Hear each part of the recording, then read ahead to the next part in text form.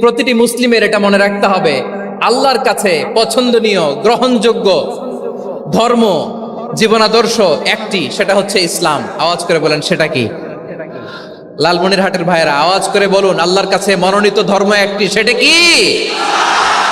এজন্য রব্বুল আলামিন বলেন, ইন্নাদ-দীনা ইনদাল্লাহিল ইসলাম, আল্লাহর কাছে মনোনীত গ্রহণযোগ্য অ্যাকসেপ্টেড ধর্ম মতাদর্শ একটা, সেটা হলো ইসলাম। ইসলাম ছাড়া অন্য কোনো ধর্ম যদি কেউ তালাশ করে, তার ওই ধর্ম আল্লাহ গ্রহণ করবে না।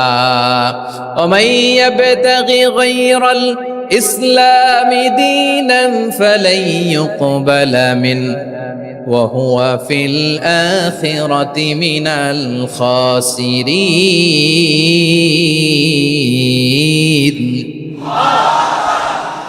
Whoever seek anything except Islam, that won't be accepted from him, and he will be loser in the day of judgment. কিয়ামতের দিন ইসলাম ছাড়া কেউ যদি অন্য কোনো ধর্ম তালাশ করেছে দুনিয়াতে, তার এই মতাদর্শ গ্রহণ করা হবে না, and he will be loser. সে হবে লুজার, ক্ষতিগ্রস্ত। হাই হাই কোম্পানির ম্যানেজার, ওর আমও শেষ, সালাও শেষ। আওয়াজ করে বলেন ঠিক কি না? এজন্য ইসলাম পেয়ে আমরা খুশি না বেজার?